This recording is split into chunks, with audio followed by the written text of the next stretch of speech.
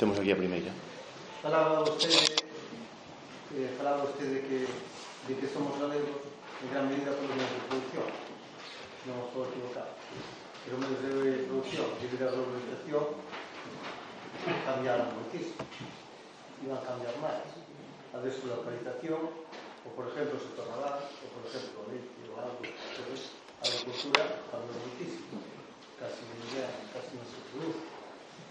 Entonces, se a producción se fai fora, como se explica entonces o que nós seamos galegos, que os medios de producción son externalizados, se son enviados a outro lado. Se nos quedamos en medio de producción, ou ese medio de producción non se ponen en valor.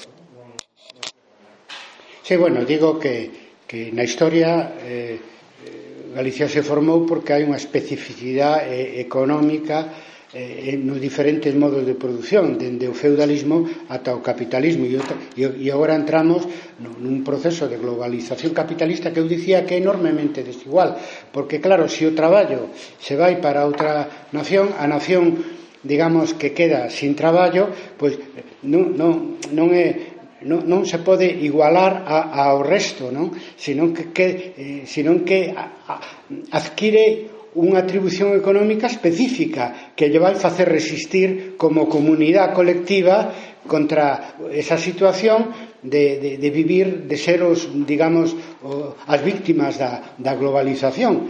Entendes? É dicir, que a globalización está producindo nacións ricas que se benefician e clases ricas que se benefician da globalización, e logo nacións menos ricas ou pobres de todo que son máis ben prexudicadas pola globalización, pero que unhas por un motivo e outras polo outro, digamos, ratifican e resaltan e salientan aínda máis as súas características nacionais. Ese é o que quixen decir, que a globalización, ao ser moi desigual, mantén vivo o fenómeno nacional, que sempre foi desigual. Sempre hubo un nacionalismo de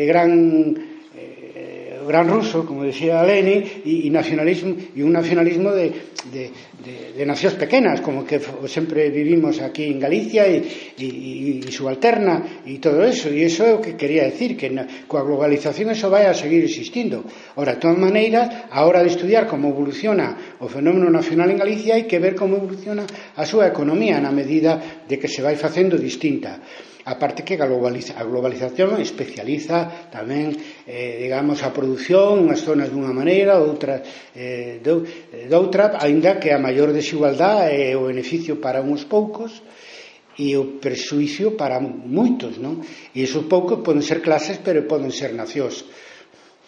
Bon, son, de feito, tamén nacións favorecidas, máis favorecidas que unhas que outras do proceso de globalización.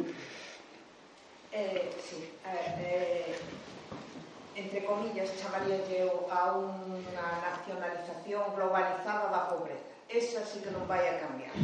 Digamos que todo o mundo non ten as características, a mellor podemos llegar a unha nación tal como está ou como sea, pero que esa nacionalización globalizada da pobreza é o único que está globalizado, a pobreza. A pobreza sí que está globalizada. E como se resolve eso en un mundo como este? Bueno, a pobreza é un fenómeno máis característico dunhas nacións que outras, non? E aí Marx era moi atrevido, falaba de nación burguesa, de nación proletaria, podemos decir nacións pobres, podemos decir nacións ricas. Como se selecciona? Aí non entramos na miña charla, non? Pero a pregunta é evidente que hai que facerse. Bueno, porque esta globalización hai que cambiala, que sea unha globalización que dé beneficios para todos, non para uns poucos. E neste caso, se moitas nacións pois se formaron contra a metrópoli para liberarse da colonización, ou se teñen que emprender unha loita tamén para liberarse de esa división do traballo que organiza a globalización, donde a uns lles toca ser os perdedores e a outros os vencedores. E é un problema, en definitiva, un problema político. Hubo un movimento de liberación nacional no século XIX, no século XX, e de alguna maneira algunhas nacións necesitarían procesos de liberación hoxe en día para que os beneficios da globalización lle chegaran a eles tamén, non? E ademais ten que haber organismos internacionales que loiten dunha maneira moito máis eficaz contra esa desigualdade territorial e social que está generando a globalización. Iso forma parte da loita política que está por vir, porque este fenómeno do que estamos a falar está nos seus comezos, non?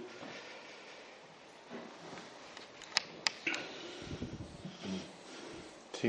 Sí, yo quería hacer una pregunta al profesor García. En el siglo XX ha habido muchos países que han implantado regímenes marxistas, comunistas.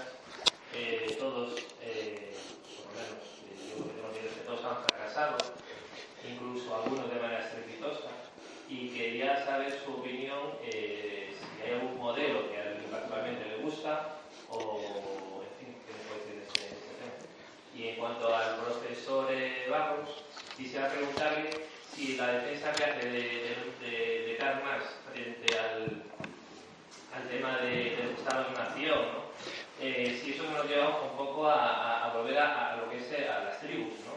Es decir, buscamos en el pasado, cuando surgen distintas lenguas, y eso lo ponemos como una herramienta para el día de hoy fomentar un poco la fracturación de las sociedades, ¿no? Que efectivamente, por la situación que tenemos a día de hoy de globalización, cada vez estamos más interrelacionadas.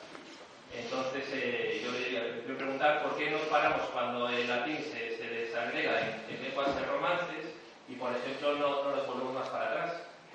Porque, me refiero, según uno coja un punto de la historia, otro, pues las tribus o las nacionalidades pues podrían ser unas o otras. Nada más.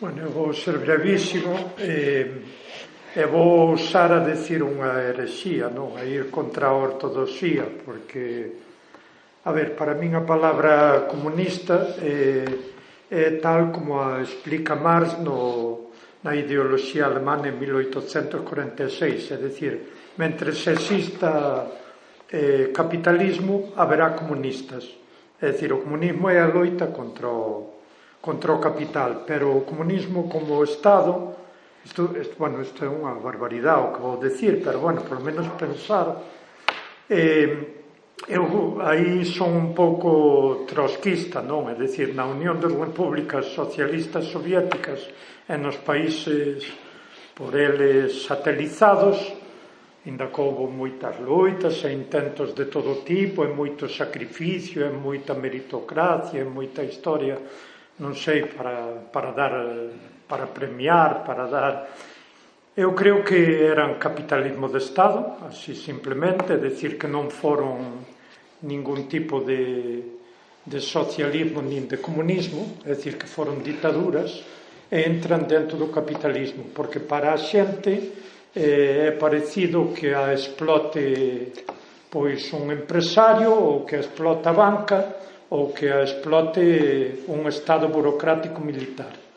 Entón eu creo que con todos os méritos que poida ter e con toda a política de blocos e con todo o que poida ser de freo para o outro bloco, é dicir, o Estados Unidos e tamén os países por eles satelizados, non?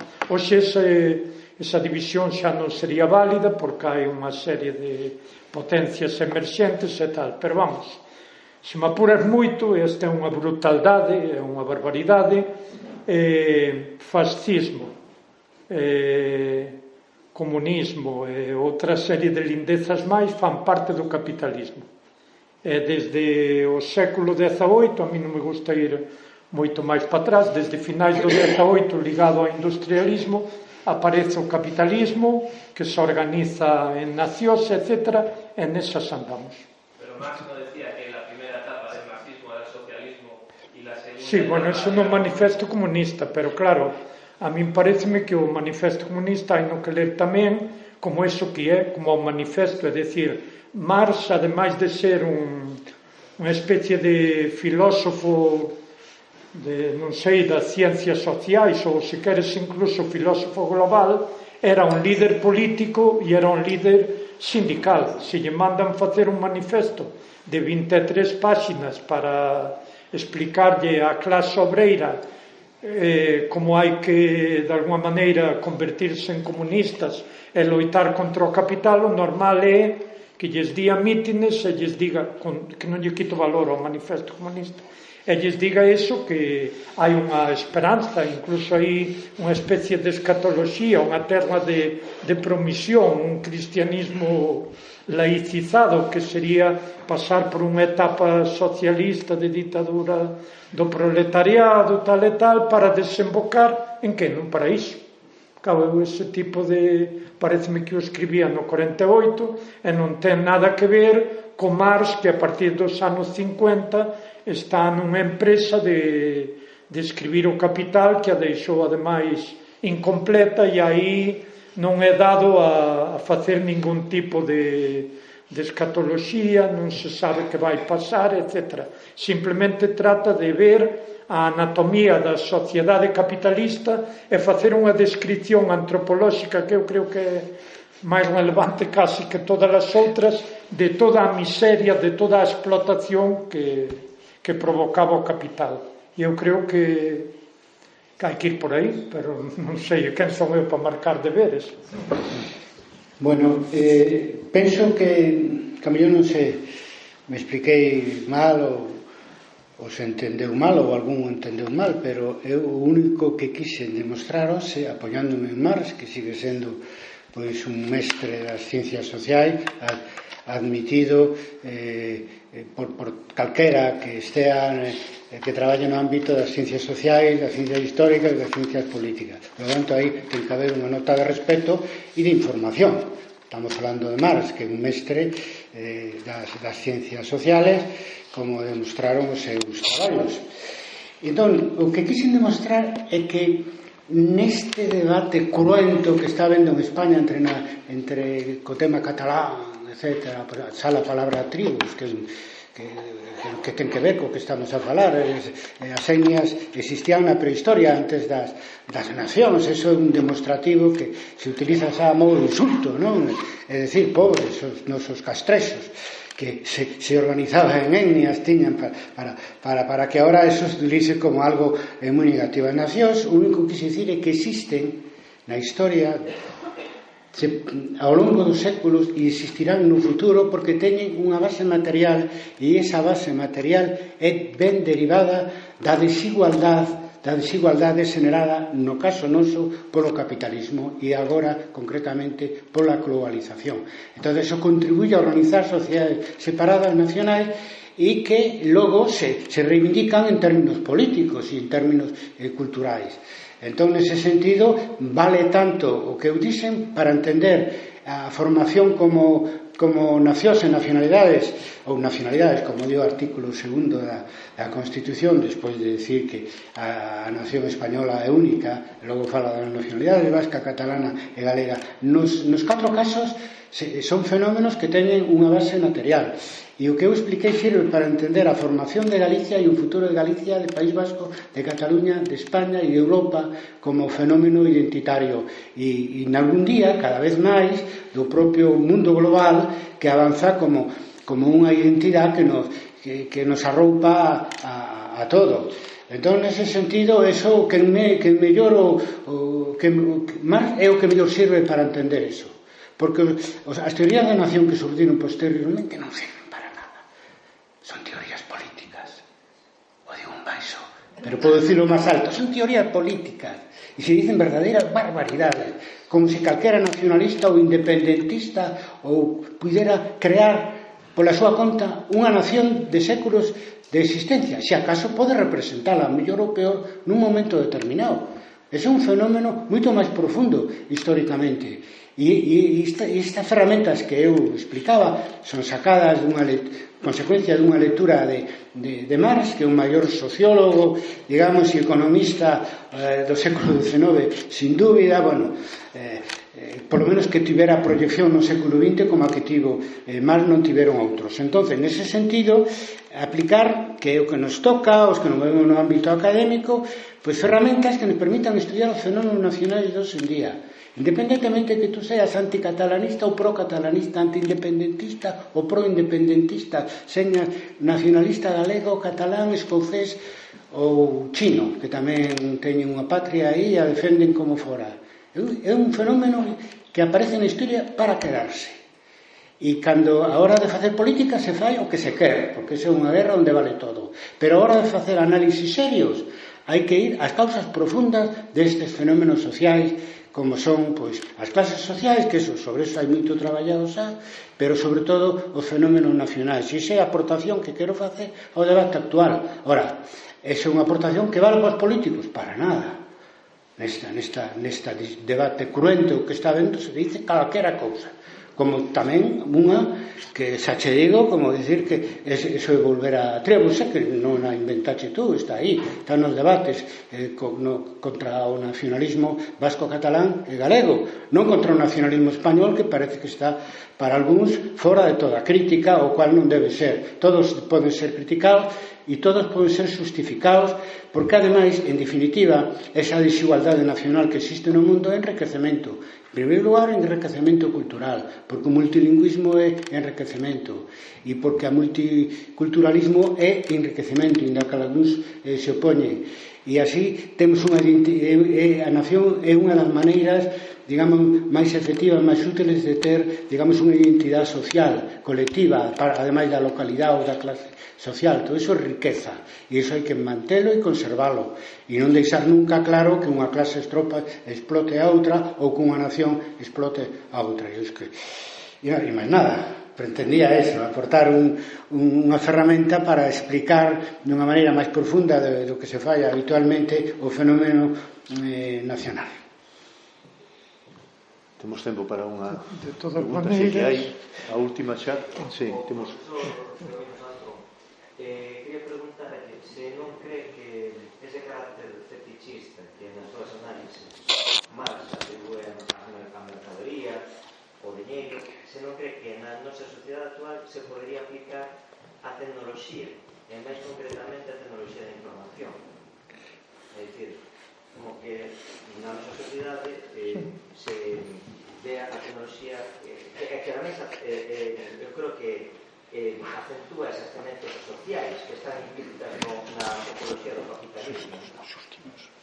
Esa é a minha pregunta. Se non cree que se lle podería aplicar ese carácter fetichista? Sí, eu creo que se pode aplicar con carácter universal, non? Se a tecnoloxía xusto vai ligada co capitalismo, ademais diz moi ben tecnoloxía, porque eu creo que hai que diferenciar técnica de tecnoloxía, non? Na época de Platón, por exemplo, existían técnicas, agora temos tecnoloxías despois da revolución industrial e da eclosión da maioría do saber científico, é dicir, antes da química, antes da física, etc., non hai técnicas, pero non hai propiamente tecnoloxía, non? Claro, como non vas a aplicar eso se hoxe imos de cara a unha fábrica total, é dicir, a unha fábrica sin traballadores, estaría ademais moito ben sempre que houbera unha socialización de toda a produción, non? Porque claro, para que queres traballar, é dicir, se as máquinas o poden facer, mellor que mellor. O que pasa é que claro, ese tempo de ocio liberado, de lecer, ou como lle queiras chamar, non se pode convertir neste consumo que temos agora de ocio estupefaciente e ter a xente por aí circulando de feira en feira, de festa en festa, falando de cultura popular, cando xusto que se estropea é cualquier signo de cultura popular, e o que estamos é convertindo non sei, a convertir en arte, porque atrevense a chamarlle eso, a cualquier expresión que é pura miseria. Ser así de duro, non?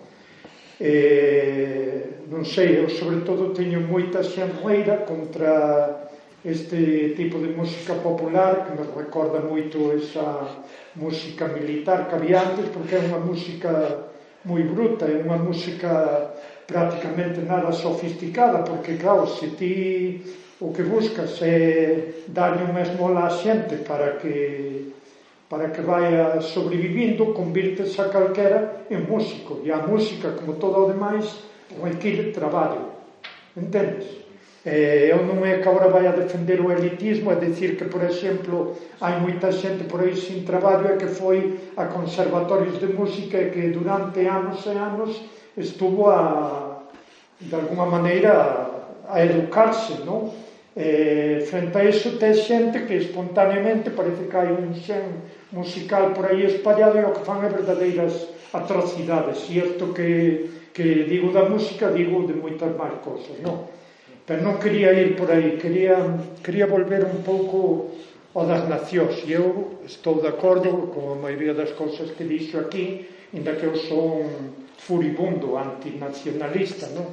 Furibundo, ademais, porque non acabo de ver porque se di que Galicia é unha nación e que, por exemplo, non nos sexa, pois eu que sei, a Rioja, porque non vexo eu que haxa ningún territorio sin lingua, sin cultura, etc., etc.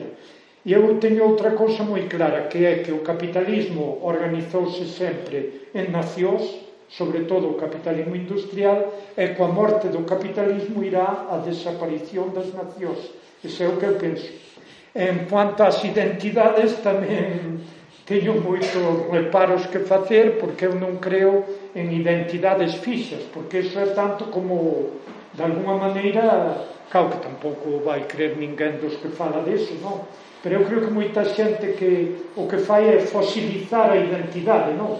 Eu creo máis no facere, no traballar, que no fiere ser feito, non.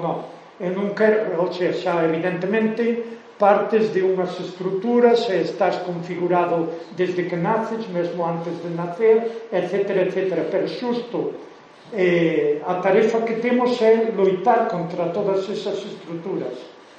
E eu, sobre todo, cando digo que son antinacionalista e anticapitalista e vou contra as nacións, é porque vou contra esa religión que de alguma maneira nos identifica a todos e que reivindica moito pouco a identidade de clase, da que ti a reivindicaste, non? Porque primeiro dicen, e esa é unha religión, é dicir, primeiro dicen que hai que unir toda a nación e despois, unha vez unida toda a nación, entón empezaría a loita de clases. Eu non penso vivir tanto tempo que a loita de clases empece antes de que se configure unha nación independente ou nada disso. Importan pouco as nacións. Bueno, xa non temos tempo para máis. Gracias a Carlos e a Domingo e moitas gracias a vos pola vosa presenza.